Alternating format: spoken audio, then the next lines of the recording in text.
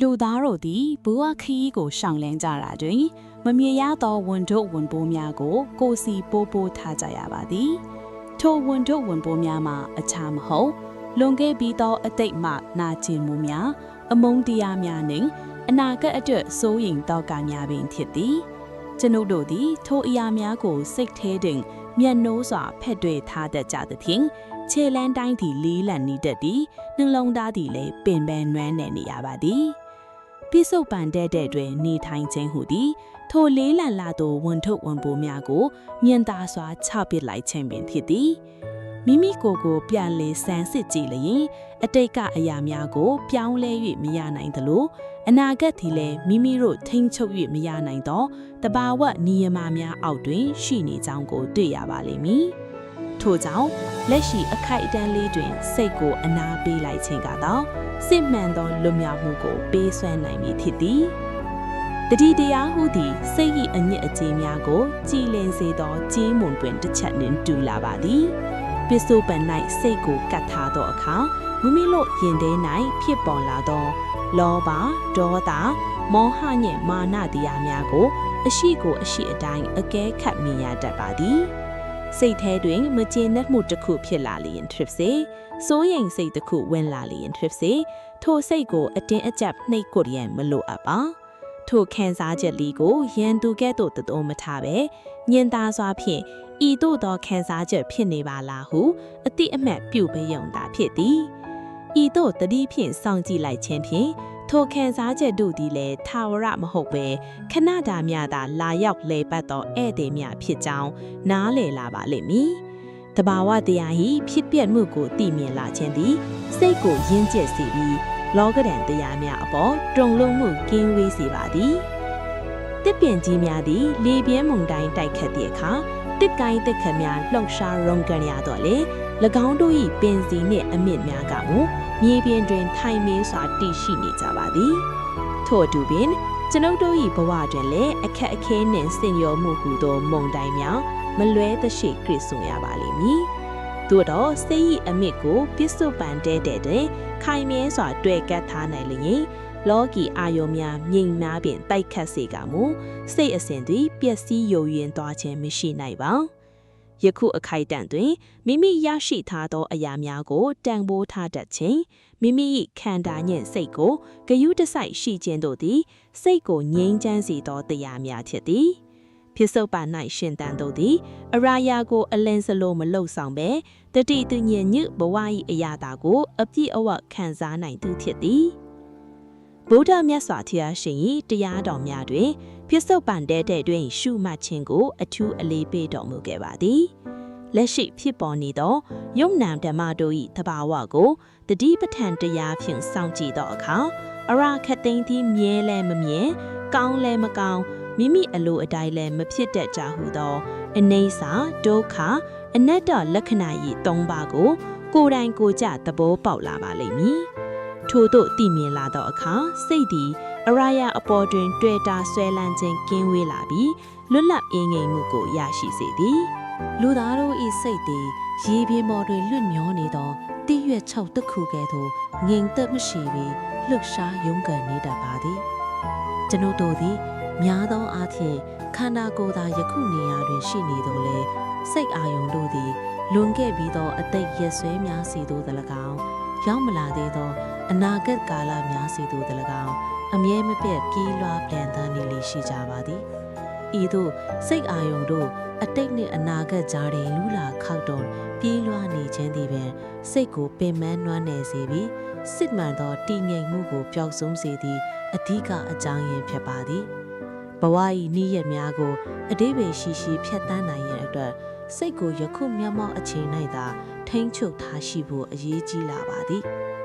အတိတ်ဆိုသည်မှာဖြတ်တန်းခဲ့ပြီးသောအရေးတစ်ခုများသာဖြစ်သည်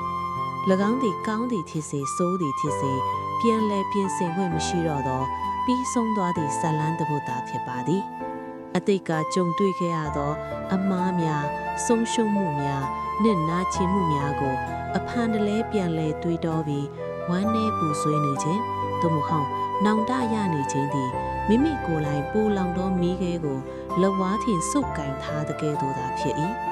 ညှိုးငယ်ခြင်းနဲ့ပူပန်ခြင်းတို့ဖြင့်အသိ၏အကျဉ်းထောင်တွင်မိမိကိုယ်ကိုပိတ်မိနေစေသည်၍ကျွန်ုပ်တို့သည်ယခုမဲမှတ်အချိန်၌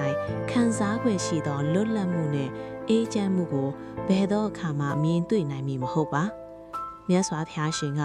အတိတ်ကိုပြန်လည်တန်းတခြင်းမပြုရန်မိန့်ကြားတော်မူခဲ့သည်မှာထိုအတိတ်၏အနောက်အဖွင့်များကယခုပစ္စုပန်ဒုက္ခကိုဖျက်ဆီးပြနိုင်ကြောင်းဖြစ်ပါသည်ပြီးခဲ့သောအရာသည်ပြီးခဲ့ပြီဖြစ်၍၎င်းထံမှသင်ခန်းစာကိုသာယူကာအကျွေးအကြံဒုက္ခများကိုမူလွတ်ချဖြစ်ရမည်ဖြစ်ပါသည်ထို့အတူပင်အနာဂတ်ဆိုသည်မှာလည်းမိရရမတေကြသောစိတ်ကူးအိမ်မက်တစ်ခုများသာဖြစ်သည်ရောက်မလာသေးသောဘဝအရေးအတွက်ကြိုတင်ပူပန်ဒုက္ခရနေခြင်းမတေကြသောအရာများအပေါ်မျှော်လင့်ချက်အလွန်ကြီးမားခြင်းတို့သည်စိတ်ကိုမောပန်းစေုံသာမကလက်ရှိအချိန်၌ရရှိနိုင်သောတည်ငြိမ်မှုကိုပါပျောက်ဆုံးစေပါသည်ကျွန်ုပ်တို့တွေးကူနေသောအနာဂတ်ဆိုသည်မှာအမှန်တကယ်ဖြစ်ပျက်လာခြင်းမှဖြစ်ပျက်လာမည်ဖြစ်သလိုအချို့သောပူပန်မှုများသည်စိတ်ကဖန်တီးထားသောအမှောင်အရိပ်များသာဖြစ်ကြပါသည်အနာဂတ်ကိုကြိုတင်မျှော်လင့်ခြင်းနှင့်ပူပန်ခြင်းတို့သည်ရေတွေမှအယုတ်ရေးတံကြိုးစားနေတကယ်တော့အနှစ်သာရကဲမဲ့လာပါသည်မနက်ဖြန်ဆိုသည်မှာတေချင်းတက်ပင်နောက်ကျ၍ရောက်လာတတ်တဲ့ဟူသောတန်ဝေကတရားကိုနှလုံးသွင်းကရောက်မလာသေးသောတောကလိုင်းများကိုကြိုတင်၍ရင်ဆိုင်သိမည်မဟုတ်ပါထို့ကြောင့်လောကတွင်အစစ်အမှန်ဆုံးနှင့်အဖိုးတန်ဆုံးအချိန်သည်ယခုမျက်မှောက်ဖြစ်ပျက်နေသောဖြစ်စုပ်ပံအခိုက်အတန့်လေးသာဖြစ်သည်ဖြစ်စုပ်ပံတတဲ့တွင်စိတ်ကိုကတ်ထားနိုင်ခြင်းသာလျှင်စစ်မှန်သောငြိမ်းချမ်းမှုကိုရရှိမယ်တခုတည်းသောလမ်းစဉ်ဖြစ်သည်မိမိ၏ဝန်သက်ထထက်ကိုတတိပြုခြင်းမိမိယခုလှုပ်ဆောင်နေသောအမှုအကိစ္စအပေါ်တွင်စိတ်နှိမ်မြုပ်ထားခြင်းတို့သည်စိတ်ကိုနူးညံ့တိမ်မွေ့လာစေပါသည်ဖြစ်စုပ်ပံ၌နေထိုင်ခြင်းဆိုသည်မှာတာဝန်မရိပ်ခြင်းသို့မဟုတ်အနာဂတ်အတွက်ပြင်ဆင်မှုမရှိခြင်းကိုဆိုလိုခြင်းမဟုတ်ပါလက်ရှိအချိန်တွင်မိမိပြုလုပ်ရမယ့်ကိစ္စရပ်များကိုအကောင်းဆုံးနှင့်အတည်ငြိမ်ဆုံးတတိတရားချင်းဆောင်ရွက်ခြင်းကိုဆိုလိုခြင်းဖြစ်သည်ယခုလက်ရှိအချိန်တွင်စိုက်ပျိုးလိုက်သောကောင်းမွန်သောပတိတရားမျိုးစီသာလျှင်အနာဂတ်မှာကောင်းမွန်သောရလဒ်အဖြစ်ဝေးစားလာမည်ဖြစ်သည်ယခုအခိုက်အတန့်တွင်ခံစားနေရသောဒုက္ခသည်၎င်းဒုက္ခသည်၎င်းထာဝရတည်မြဲနေမည်မဟုတ်ပါဤသို့တဘာဝတရား၏အမှန်တရားကိုလက်ခံနိုင်လာသောအခါအတိတ်အပေါ်တွယ်လာခြင်းနှင့်အနာဂတ်အပေါ်စိုးရိမ်ခြင်းတို့သည်တဖြည်းဖြည်းလော့ပါသွားမည်ဖြစ်သည်စိတ်ကိုပစ္စုပန်၌ထားနိုင်သူသည်ဘဝ၏လိုင်းတဘိုများမြတ်တမ်းပြမြစ်ထမ်းတော်လဲမိမိ၏ကျင့်ထဲမှာအေးချမ်းသောအိုအေးစစ်တစ်ခုကိုတိဆောက်ထားနိုင်သူဖြစ်သည်အရာခက်သိန်းကိုအရှိအတိုင်းလက်ခံနိုင်ခြင်းသည်ပစ္စုပန်၌ရှင်သန်ခြင်း၏အကျိုးကျေးဇူးပင်ဖြစ်သည်ယခုအချိန်တွင်ရှူသွင်းလိုက်သောလေတစ်ချက်ပင်လွန်ခဲ့သောစက္ကန့်ကလေမဟုတ်တော့မှဒါလိုပင်နောက်ထပ်ရှူသွင်းရမယ့်လေသည်လည်းတေချာမှုမရှိသေးပါထို့ကြောင့်ဒီအခိုက်အတန့်လေးမှတတိတရားဖြင့်ရှင်သန်ခြင်းသာလည်းဘဝ၏အကြီးမားဆုံးသောလျှို့ဝှက်ချက်နှင့်အနှစ်သာရဖြစ်သည်ဟုတ်ပါဤသို့ဖြင့်ထွက်သက်ဝင်သက်တိုင်း၌စိတ်ကိုကတ်ထားနိုင်ခြင်းသည်မိမိကိုယ်ကိုပစ္စုပန်အိုးရစတဲ့သို့ခေါ်ဆောင်လာခြင်းပင်ဖြစ်သည်နေ့စဉ်ဘဝ၏တင်းငယ်သောလှောက်ရှားမှုတိုင်းတွင်တတိတရားကိုအမြင့်တွဲစေခြင်းသည်စိတ်ကိုအေးချမ်းစေသည့်အခြေခံအောက်မြင်ဖြစ်သည်မနက်ခင်းတွင်ရေနွေးချမ်းတစ်ခွက်ကိုတောက်သုံးတဲ့အခါဖြစ်စေလမ်းလျှောက်နေသည့်အခါဖြစ်စေမိမိအာယုံကိုထိုအပြုအမူလေးတစ်ခုတည်းပေါ်၌သာအပြည့်အဝမြုပ်နှံထားသင့်ပါသည်ရေနွေးခွက်မှထွက်ပေါ်လာသောအငုတ်အသက်လေးကိုကြည့်ရှုခြင်းရေနွေး၏နွေးထွေးမှုကိုလက်ဖွားဖြင့်ခံစားခြင်းဒငုံချင်းစီ၏အရာသာကိုသိရှိခြင်းတို့သည်ရိုးရှင်းလာတော့လေစိတ်ကိုလွန်စွာတည်ငြိမ်စေပါသည်များသောအားဖြင့်ကျွန်ုပ်တို့သည်ရေနွေးတောက်နေတော့လေစိတ်ကအခြားတနေရာသို့ရောက်နေတတ်ပြီးလမ်းလျှောက်နေတော့လေစိတ်ကအလို့ကိစ္စများစီသို့ပြေးနေတတ်ပါသည်ဤသို့ဖြင့်ဘဝ၏အဖိုးတန်သောအခိုက်အတန့်များကိုတတိမမူမိပဲလက်လွတ်ဆုံးရှုံးနေကြရသည်အရာရာကိုတတိဖြင့်အတိမတ်ပြုကာဖြည်းဖြည်းမှန်မှန်လှုပ်ဆောင်ခြင်းသည်စိတ်အာယုံကိုပြန်လွင့်သွားမသွားအောင်ထိန်းချောင်းပေးသည့်နီလန်းကောင်းတစ်ခုဖြစ်ပေသည်ကျွန်ုပ်တို့သည်များသောအားဖြင့်နောက်မှခံစားရမည့်ပျော်ရွှင်မှုများကိုသာမျှော်လင့်ရင်းယနေ့ရရှိနေသောအေးချမ်းမှုကိုမျက်ကွယ်ပြုထားလေရှိကြသည်စနေတနင်္ဂနွေရုံးပိတ်ရက်ကိုမျှော်လင့်ရင်းတနင်္လာမှာတောက်ကြသည့်နေ့ရက်များကိုပင်ပန်းစည်းရင်းစွာဖျက်ဆီးကြသည် သို့မဟုတ်အနာဂတ်မှာအောင်မြင်မှုရရှိမှပျော်ရွှင်မိဟုသတ်မှတ်ကလက်ရှိဘဝကိုအလိုမကျမှုများဖြင့်ဖြတ်တန်းကြသည်ဤဒီမှာစိတ်ဤလှိတ်ချားဆက်တတ်တာချစ်သည်အမှန်စင်ချင်းဘဝဆိုတာကပန်းတိုင်ကိုရောက်ရှိခြင်းထက်လမ်းခရီးတစ်ခုလုံးကိုတတိဖြင့်ခံစားလျှောက်လန်းခြင်းသာဖြစ်သည်ယခုအချိန်မှာမိမိဘေးနားမှာရှိနေသောမိသားစုဝင်များ၏အပြုံးလေးပြင်းရင်း၏တိုက်ခတ်မှုတစ်ပင်ပန်းမှန်တို့၏စိမ့်လန်းမှုတို့ကိုတတိပြုမိပြီးကျေးဇူးတင်တတ်လာသောအခါစိတ်သည်ဖျားသည့်အာယုံကိုမှထပ်မံတောင့်တခြင်းမရှိဘဲပြည့်စုံအေးချမ်းသွားတတ်ပါသည်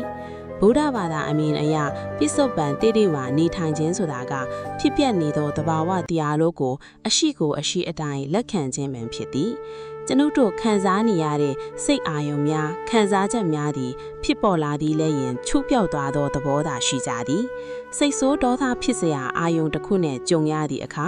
ထိုဒေါသကိုချက်ချင်းတုံ့ပြန်မပြုဘဲငါဒေါသဖြစ်နေပါလားဟုတတိနဲ့စောင့်ကြည့်လိုက်ရင်ထိုဒေါသသည်ကြာရှည်မခင်ပဲပျောက်ကွဲသွားသည်ကိုမြင်တွေ့ရပါလိမ့်မည်ဝါနဲ့ပူဆွေးမှုသောစိုးရိမ်ပူပန်မှုတော်သည်လည်းထိုနည်းတူပါပဲရောင်စင်းတို့ကိုအတင်းအဓမ္မမောင်းထုတ်ရန်မလိုသလိုရောင်စင်းတို့နားမှတော့လဲလိုက်ပါမသွားပဲတတိဖြင့်သာစောင့်ကြည့်နေရမှာချစ်သည်လောကတွင်များသောလူများသည်မိမိစိတ်ကူးရန်ဖန်တီးထားသောအတိတ်၏အရေးဆုံးများနှင့်အနာဂတ်၏တောကလောင်ရင်များထဲမှပိတ်မိနေကြပါသည်ပြီးခဲ့သောအရာများအတွက်နောင်တော့ရော့ခြင်းသည်ကုံဆုံးသွားသောအချိန်များကိုပြန်လည်မရရှိနိုင်သလိုလက်ရှိအချိန်မှပြုလုပ်ရမည့်ကောင်းမှုတရားများကိုလည်းအခွင့်အလမ်းများကိုလည်းဖြစ်စည်းပြရာရောက်ပါသည်ထို့ပြန်ရောက်မလာသေးသောအနာဂတ်အတွက်ကြိုတင်ပူပန်သောကရောက်ခြင်းသည်လည်းမိုးမရခင်ထီးဆောင်နေတဲ့ကဲ့သို့အတိတ်ပဲမိမ့်မဲ့ပါသည်အနာဂတ်ဆိုတာကပိစုပန်မှာကျွန်ုပ်တို့စိုက်ပျိုးလိုက်သောကံတရားအပေါ်မှာသာမူတည်ကပုံပေါ်လာမဲ့အရာဖြစ်ရတဲ့ဖြင့်ထို့ကြောင့်အနာဂတ်ကိုလှပစေခြင်းရင်လက်ရှိပိစုပန်အချိန်၌တတိပညာများဖြင့်ကောင်းမွန်စွာရှင်သန်နေရမှာသာလိုအပ်ပါသည်စိတ်ကိုလက်ရှိအခိုက်အတန်း၌သာခိုင်မာစွာထားရှိခြင်းဖြင့်မလိုအပ်သောစိတ်ကူးရင်မှုများနှင့်ပူပန်မှုများကကင်းဝေးကစစ်တမ်းသောရင်တွင်းအေးချမ်းမှုကိုခံစားရရှိနိုင်မည်ပေသည်ထို့ကြောင့်စိတ်ကိုပိစုပန်မှာထားရှိခြင်းသည်ဘဝကိုအယောင်အသွေးစုံလုံးနဲ့တာယာငင်းချမ်းစွာဖျက်ဆီးနိုင်မည့်တခုတည်းသောတော့စာဖြစ်ပါသည်အတိတ်ကိုတင်ရောစင်ကြိုးများနဲ့မချီနှောင်ပါနဲ့အနာဂတ်ကိုလည်းမျှော်လင့်ချက်အတ္တများနဲ့မမွန်းထုတ်ပါနဲ့ယခုမြင်တွေ့နေရသည့်အလှအပါယခုကြားနေရသည့်အတန်ယခုခံစားနေရသည့်ဝန်သက်ထွက်သက်လေးများကိုသာအတိမတ်ပြုရန်အေးချမ်းစွာရှင်သန်နေပါဤတို့ပိစုပန်တဲ့မှာစိတ်ကိုအခြေချနိုင်သောအခါဘဝ၏ရုန်းကန်လှုပ်ရှားမှုများကြားတွင်ပင်ပန်းနွမ်းနယ်နေသောစိတ်သည်စစ်တမ်းသောနားခိုရာအေရီတစ်ခုကိုရှာဖွေတွေးရှိသွားမည်ဖြစ်သည်ဖျားသည့်လောကဒဏ်တရားများမနီတော့လဲတည်ငြိမ်ရင့်ကျက်စွာရင်ဆိုင်ဖြတ်တန်းနိုင်မဲ့စိတ်ခွန်အားအစစ်အမှန်ကိုပိုင်ဆိုင်သွားနိုင်မည်ဖြစ်ပေသည်ထိုနည်းတူပါပဲအနာဂတ်ဆိုတာကလည်းမရေရာမသေးကြသောစိတ်ကူးအိမ်မက်များတစ်ခုပါပဲရောက်မလာသေးသောဘဝရေးတွာကြိုတင်ပူပန်သောကရောက်ခြင်းမသေးကြသောအရာများပေါ်မျှော်လင့်ချက်အလွန်ကြီးမားခြင်းတို့သည်စိတ်ကိုမောပန်းစေရုံသာမကလက်ရှိအချိန်မှရရှိနိုင်သောတည်ငြိမ်မှုကိုပါပျောက်ဆုံးစေပါသည်ကျွန်ုပ်တို့တွေးပူနေသောအနာဂတ်ဆိုတာကအမှန်တကယ်ဖြစ်ပျက်လာခြင်းမှဖြစ်ပျက်လာမည်သို့မဟုတ်အချို့သောပူပန်မှုများသည်စိတ်ကဖန်တီးထားသောအမောင့်ရိပ်များသာဖြစ်ကြပါသည်အနာဂတ်ကိုကြိုတင်မျှော်လင့်ခြင်းနှင့်ပူပန်ခြင်းတို့သည်ရေတွင်အယုတ်ရိပ်ရန်စ조사နေတဲ့ကဲ့သို့အနှစ်သာရကင်းမဲ့ပါသည်မနှက်ခံဆိုတာသည်တေခြင်းထပ်ပင်နောက်ကျ၍ရောက်လာတတ်တဲ့ဟုသောတန်ဝေကတရားကိုနှလုံးသွင်းကရောက်မလာသေးသောတောကလိုင်းများကိုကြိုတင်၍ရင်ဆိုင်မဆိုင်သင့်ပါဘူးထို့ကြောင့်လောကမှာအစစ်မှန်ဆုံးနဲ့အဖိုးတန်ဆုံးအချိန်သည်ယခုမျက်မှောက်ဖြစ်ပြနေသောပိစုပန်အခိုက်အတန့်လေးသာဖြစ်သည်ပိစုပန်တိတ်တွင်စိတ်ကိုကတ်ထားနိုင်ခြင်းသာလျှင်စစ်တမ်းသောငြိမ်းချမ်းမှုကိုရရှိစေမဲ့တခုတည်းသောလမ်းစဉ်ဖြစ်သည်မိမိဝင်သက်ထက်သက်ကိုတတိပြုခြင်းမိမိယခုလှုပ်ဆောင်နေသောအမှုကိစ္စအပေါ်၌စိတ်နှမြုပ်ထားခြင်းတို့သည်စိတ်ကိုနူးညံ့သိမ်မွေ့လာစေပါသည်ပိစုပန်မှာနေထိုင်ခြင်းဆိုတာကတာမွန်မဲ့ခြင်းသို့မဟုတ်အနာဂတ်အတွက်ပြင်ဆင်မှုမရှိခြင်းကိုဆိုလိုခြင်းမဟုတ်ပါလက်ရှိအချိန်တွင်မိမိပြုလုပ်ရမည့်ကိစ္စရပ်များကိုအကောင်းဆုံးနဲ့အတည်အငြိမ်ဆုံးတတိသူအားဖြင့်ဆောင်ရွက်နေခြင်းကိုဆိုလိုပါသည်ယခုလက်ရှိအချိန်၌စိုက်ပျိုးလိုက်သောကောင်းမွန်သောတတိတရားမျိုးစေသာလျှင်အနာဂတ်မှာကောင်းမွန်သောရလဒ်အဖြစ်ဝေစားလာမည်ဖြစ်ပေသည်